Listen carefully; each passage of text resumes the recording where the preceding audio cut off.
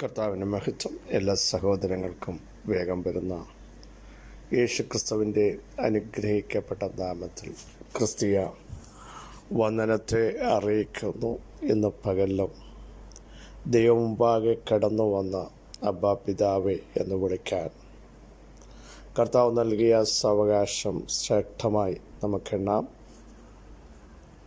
യഹോവയുടെ മഹത്വം നമുക്ക് മുൻപടയായി പിൻപടയായിരിക്കണം. ദൃഷ്ടിവെച്ച ആലോചന പറഞ്ഞു തരുന്ന ഒരു ദൈവം വഴി ഇതാകുന്നു. ഇതിലെ പൊയ്ക്കൊള്ളുക എന്നുള്ള ഇമ്പസ്വരം അവിടുന്ന് നമ്മെ കേൾപ്പിക്കും എന്നുള്ളതിന് സംശയമില്ല. ധൈര്യത്തോടെ പറയാൻ കഴിയണം, എൻ്റെ നീതിമാൻ വിശ്വാസത്താൽ ജീവിക്കും. ഏത് കാലഘട്ടത്തിലും വിശ്വാസത്തോടെ ജീവിക്കാൻ നമുക്ക് കഴിയണം. അകത്ത് ആഴമായ വിശ്വാസം, തിങ്ങി നിറഞ്ഞ വിശ്വാസം ഉണ്ടെങ്കിൽ നിങ്ങൾ വിശ്വസിച്ചുകൊണ്ട് ഈ മലയോട് നീങ്ങിപ്പോകാൻ പറഞ്ഞാൽ, അതുപോലെ പർവ്വതസമാനമായ പ്രശ്നങ്ങൾ മുമ്പിൽ വരുമ്പോൾ അകത്ത് വിശ്വാസമുള്ളവനെ അത് നീങ്ങിപ്പോകാൻ പറയാൻ പറ്റും. നമുക്കറിയാം, വിശ്വാസത്താൽ എബ്രായ ബാലന്മാർ തീയുടെ ബലത്തെ കെടുത്തുകയാണ്. അവർ രാജാവിൻ്റെ മുഖത്ത് നോക്കിയും വിശ്വാസം പ്രഖ്യാപിക്കുകയാണ്. ഈ ഇൻകേസ് കത്തിപ്പോയാലും ഞങ്ങൾക്ക് ഈ ദൈവത്തെ മതി എന്നുള്ള ആ വിശ്വാസ പ്രഖ്യാപനം ആ രാജ്യത്തിൻ്റെ അധികാരിയുടെ മുഖത്ത് നോക്കിയാണ് പറയുന്നത്, രാജാവേ, ഞങ്ങൾ പിന്നോട്ടില്ല. ഈ വിശ്വാസത്തിൽ നിന്ന് ഒരടി പോലും പുറകോട്ട് പോകാൻ ഞങ്ങൾക്കാവില്ല. നമ്മുടെ അവസ്ഥ എങ്ങനെയെന്ന് ചിന്തിച്ചു നോക്കൂ. ഇതുപോലെ കാഠിന്യമായ തീയുടെ അനുഭവങ്ങൾ, അക്ഷരിക തീയല്ല, ശോധനകൾ വരുമ്പോൾ പിടിച്ചു നിൽക്കാൻ കഴിയാറുണ്ടോ? അവരുടെ ആ പ്രഖ്യാപനത്തിൻ്റെ മുമ്പിൽ സ്വർഗം അങ്ങ് എഴുന്നേറ്റ് കേട്ടോ. അക്ഷരിക തീയുടെ ബലം 7 മടങ്ങായി കൂട്ടിക്കോട്ടെ, 10 മടങ്ങായി കൂട്ടിക്കോട്ടെ, സ്വർഗം അവിടെ ഇറങ്ങി വരും. കാരണം നമ്മുടെ വിശ്വാസത്തിൻ്റെ പ്രഖ്യാപനം എവിടൊക്കെ നടന്നിട്ടുണ്ടോ. രക്തസ്രാവമുള്ള സ്ത്രീയും അത് തന്നെയാണ് പറഞ്ഞത്, ഞാൻ രക്ഷപ്പെടും. യേശുവിൻ്റെ വർത്തമാനം കേട്ട് കഴിഞ്ഞപ്പോൾ 12 സംവത്സരമായ രക്ഷപ്പെടത്തിൽ നിന്നും ഇവിടം കൊണ്ട് തീരുമെന്നും അസ്തമിച്ചെന്നും ഡോക്ടേഴ്സിൻ്റെ സർട്ടിഫിക്കറ്റൊക്കെ കയ്യിലിരിക്കുമ്പോൾ തന്നെ ധൈര്യത്തോടെ വിളിച്ചു പറയാൻ കഴിയണം, ഞാൻ രക്ഷപ്പെടും. ആ വിശ്വാസത്തിൻ്റെ പ്രഖ്യാപനം മുഴങ്ങുമ്പോൾ അടുത്ത സ്റ്റെപ്പുകൾ എടുക്കുക, യേശുവിനെ തൊടും. സ്തോത്രം. എബ്രായ ബാലന്മാർ അതാണ് ചെയ്തത്. കാരണം വിശ്വാസത്തിൻ്റെ പ്രഖ്യാപനം ചെയ്തിട്ട് അവർ തീച്ചൂളയിലേക്ക് നടന്നെടുക്കുകയാണ്. അവരെ കൊണ്ടുവന്ന് അതിനകത്തിടുമ്പോഴും ബന്ധിക്കപ്പെട്ടാണ് ഇട്ടത്. അവരുടെ ശരീരമേ ബന്ധിക്കപ്പെട്ടുള്ളൂ, അകത്ത വിശ്വാസം ബന്ധിക്കപ്പെട്ടില്ല കേട്ടോ. വിശ്വാസത്തെ ബന്ധിക്കാൻ, അഭിഷേകത്തെ ബന്ധിക്കാൻ ലോകത്തിൽ ഒരു ശക്തിക്കും സാധ്യമല്ല. നോക്കൂ, പൗലോസിനെയും ശിലാസിനെയും അടുപ്പിച്ച് അകത്തെ ആമത്തിലാണ് കൊണ്ടിട്ടത്, കൈകാലുകൾ ബന്ധനത്തിലാണ്. പക്ഷേ അവർ അകത്ത് വ്യാപരിക്കുന്ന ആത്മശക്തിയെ ബന്ധിക്കാൻ, അതിനെ പിടിച്ചു നിർത്താൻ റോമ ഗവൺമെൻറ്റിൻ്റെ കാരാഗ്രഹത്തിന് കഴിയത്തില്ലെന്ന് ഈ പകലിലും തിരിച്ചറിയണം. അഭിഷേകമുള്ളവർ ആത്മാവിൽ സ്തോത്രം ചെയ്തിട്ട് പറയണം, ഞങ്ങളുടെ അകത്ത് വ്യാപരിക്കുന്ന ദൈവശക്തിയുടെ അളവറ്റ വലിപ്പം ഞങ്ങൾ തിരിച്ചറിയുന്നു. സ്തോത്രം. അത് പ്രഖ്യാപിക്കാൻ തയ്യാറാവണം. വിശ്വാസം കേൾവിയാലും, കേൾവി ദൈവത്തിൻ്റെ വചനത്താലും വരുന്നെങ്കിൽ, ദൈവത്തിൻ്റെ വചനത്തിൻ്റെ ശക്തി അകത്ത് വരുമ്പോൾ നമ്മുടെ വിശ്വാസം ഒന്ന് വർദ്ധിക്കണം.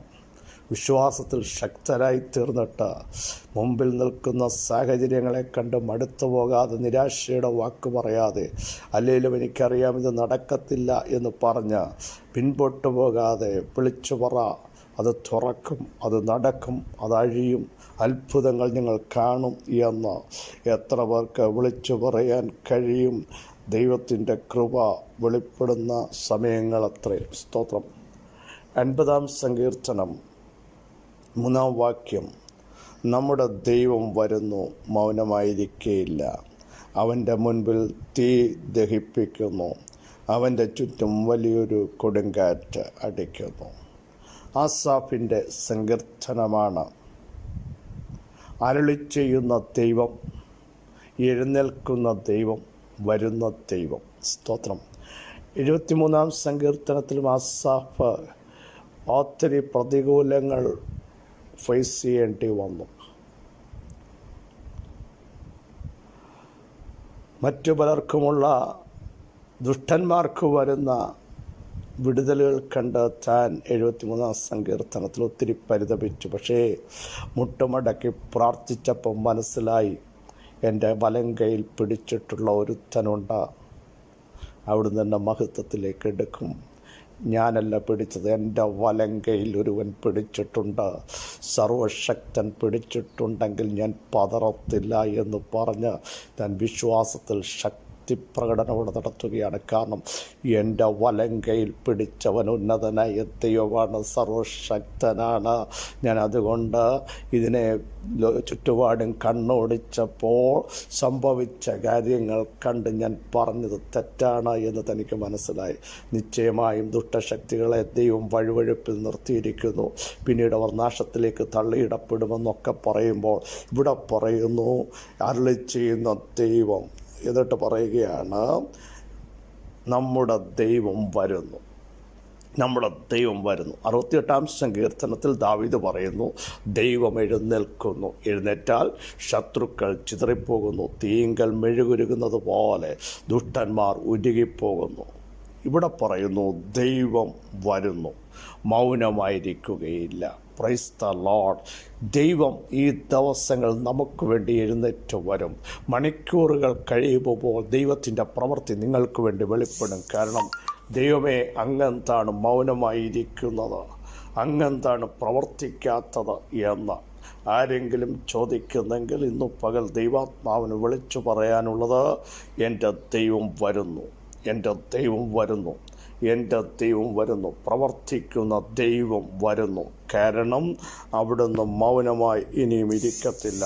നിങ്ങളുടെ പ്രാർത്ഥനയ്ക്ക് മൗനമായി, നിങ്ങളുടെ ആരാധനയ്ക്ക് മൗനമായി ഇരിക്കാത്ത ദൈവം മറുപടിയുമായി വരുന്നു, ദഹിപ്പിക്കുന്ന അഗ്നിയായി വരുന്നു. കാരണം വലിപ്പമുള്ള ബലമുള്ള ശക്തികളെ ഫേസ് ചെയ്യാൻ എൻ്റെ ജനത്തിന് കഴിയത്തില്ല എന്ന് ദൈവത്തിന് അറിയാവുന്നത് കൊണ്ട് ദൈവം പറഞ്ഞു, ഞാൻ നിനക്ക് മുമ്പായി അഗ്നിയായി പുറപ്പെട്ടു വരുന്നു. Praise the Lord. ഈ പകൽ ദഹിപ്പിക്കേണ്ടതിന് ദഹിപ്പിക്കാൻ, ഉരുക്കേണ്ടതിനെ ഉരുക്കാൻ, ചിതറിക്കേണ്ടതിനെ ചിതറിക്കാൻ, റിസൾട്ട് വെളിപ്പെടുത്തേണ്ടടുത്ത് റിസൾട്ട് വെളിപ്പെടുത്താൻ എൻ്റെ ദൈവം വരുന്നു. വിശ്വസിക്കുന്നവർ ആമേൻ പറഞ്ഞ് ഈ ദൂത് ഏറ്റെടുക്കട്ടെ. എൻ്റെ ദൈവം വരുന്നു, അവിടുന്ന് ഇനി മൗനമായിരിക്കുകയില്ല.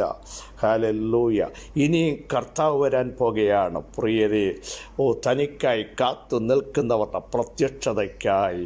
ഹല്ലേലൂയ. ലോകം ഒറ്റപ്പെടുത്തി, നിന്ദിച്ച്, അപമാനിച്ച് മാറ്റി നിർത്തപ്പെട്ടെങ്കിൽ നിങ്ങൾ ഭാരപ്പെടേണ്ട. കർത്താവ് വരാൻ പോകുകയാണ്. പ്രതിഫലം വീതിക്കുന്ന നാളുകൾ നിങ്ങളുടെ മുമ്പിൽ എത്താൻ പോകുന്നു.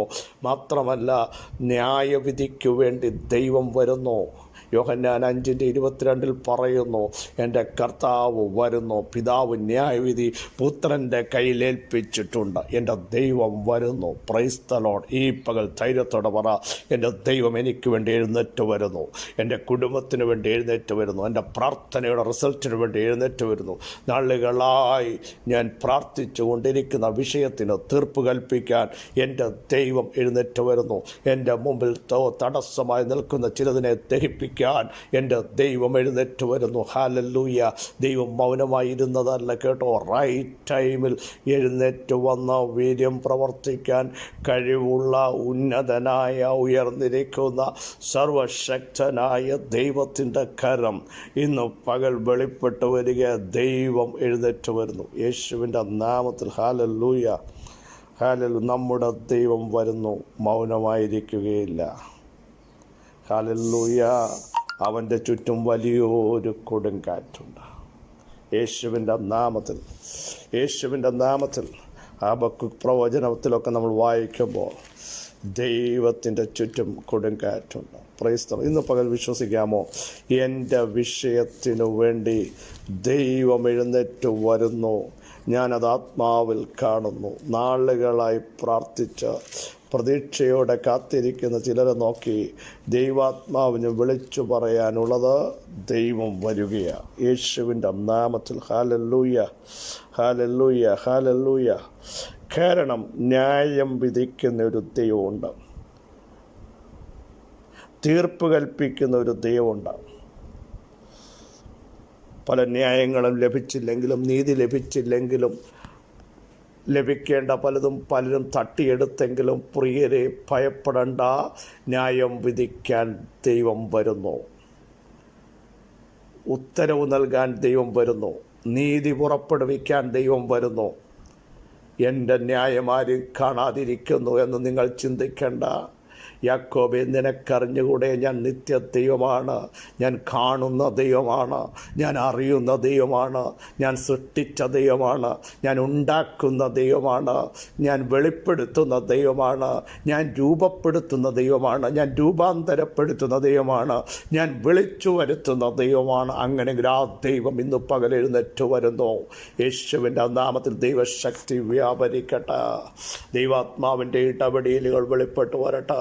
നസറായ യേശുവിൻ്റെ നാമത്തിൻ്റെ ശക്തി ഇന്ന് പകൽ കുടുംബങ്ങളുടെ മേൽ വെളിപ്പെട്ട് വരട്ടെ. മൗനമായിരിക്കാത്ത ഒരു ദൈവം, കാണുന്ന ഒരു ദൈവം, അറിയുന്ന ഒരു ദൈവം, ഭുജങ്ങളിൽ വഹിക്കുന്ന ഒരു ദൈവം, നിന്ദകളെ എടുത്തു മാറ്റുന്ന ഒരു ദൈവം, സൗഖ്യമാക്കുന്ന ദൈവം, ആത്മാവിനെ നിങ്ങളുടെ മേൽ പകരുന്ന ദൈവം, ശക്തി കൊണ്ട് അരമുറുക്കുന്ന ദൈവം, ചാവാറായ ശേഷിപ്പുകളെ ഇന്ന് പകലും ശക്തീകരിക്കുന്ന ദൈവം, മരണത്തെയും പാതാളത്തെയും വെല്ലുവിളിച്ച കർത്താവ് നമുക്ക് വേണ്ടി എഴുന്നേറ്റ് വരുന്നു. മാത്രമല്ല, രാജാവും കർത്താവുമായി അവൻ വീണ്ടും വരാൻ പോകുന്നു, തൻ്റെ ജനത്തെ ചേർക്കുവാൻ. കഷ്ടത, മുറവിളി, ദുഃഖം, മരണമില്ലാത്ത നാട്ടിലേക്ക് കൊണ്ടുവരാൻ എൻ്റെ കർത്താവ് വരാൻ പോകുന്നു. പ്രത്യാശയുള്ളവർ സ്തോത്രം ചെയ്യൂ, എൻ്റെ കർത്താവ് വരുന്നു. യേശുവിൻ്റെ നാമത്തിൽ മഹത്വത്തിൻ്റെ പ്രത്യാശയായ ഞങ്ങളുടെ വാഴ്ത്തപ്പെട്ട കർത്താവേ, ഞങ്ങളെ കേൾപ്പിച്ച ശ്രേഷ്ഠാലോചനയ്ക്കായി സ്തോത്രം. ഞങ്ങളുടെ ദൈവം വരുന്നു. തീ അവിടുത്തെ മുമ്പാകെ ഉണ്ട്. ദഹിപ്പിക്കേണ്ടതിനെ ദഹിപ്പിച്ച്, ഉരുക്കേണ്ടതിനെ ഉരുക്കി, ക്ലിയറാക്കേണ്ടതിനെ ക്ലിയറാക്കാൻ എൻ്റെ ദൈവം വരുന്നു. മൗനമായിരിക്കാത്ത ദൈവം, നീതിയോടെ ഉത്തരമറിയുന്ന ദൈവം, ഞങ്ങളെ ശക്തീകരിക്കുന്ന കർത്താവ് ഈ പകൽ ഞങ്ങളുടെ മധ്യ എഴുന്നേറ്റ് വന്നിരിക്കയാൽ സ്തോത്രം. ബലം കൽപ്പിക്കപ്പെട്ടിരിക്കയാൽ, വിടുതൽ വ്യാപരിച്ചിരിക്കയാൽ, അത്ഭുതങ്ങൾ സംഭവിച്ചിരിക്കയാൽ സ്തോത്രം. സൈന്യത്താലല്ല, ശക്തിയാലല്ല, ഞങ്ങളുടെ ആത്മാവിനാൽ തന്നെ അത്ഭുതങ്ങൾ ദൈവം ചെയ്തിരിക്കയാൽ സ്തോത്രം. സകല മഹത്വം അങ്ങേക്ക് യേശുവിൻ നാമം തന്നെ. ആമേൻ, ആമേൻ, ആമേൻ. ക്രിസ്തുവിൽ വാത്സല്യ സഹോദരങ്ങളെ, ധൈര്യത്തോടെ പറ, എൻ്റെ കർത്താവ് വരുന്നു. അവിടുന്ന് മൗനമായിരിക്കുകയില്ല. ദഹിപ്പിക്കുന്ന അഗ്നിയായവൻ വരുന്നു, വിളിച്ചു വരുത്തുന്നവൻ വരുന്നു, നിർമ്മിക്കുന്നവൻ വരുന്നു, ഉളവാക്കുന്നവൻ വരുന്നു, എന്നെ ആത്മാവിൽ ശക്തീകരിക്കുന്നവൻ എൻ്റെ മധ്യ വരുന്നുണ്ട്. ഞാനത് വിശ്വസിക്കുന്നു. മാത്രമല്ല, എൻ്റെ കർത്താവ് രാജാവായി വീണ്ടും വരാൻ പോകും. വിശ്വസിക്കുന്നവർ സ്തോത്രം ചെയ്യൂ. ഈ വചനങ്ങളാൽ കർത്താവ് നിങ്ങളെ സഹായിക്കട്ടെ. ക്രിസ്തയേശുവിൽ നിങ്ങളുടെ സഹോദരൻ.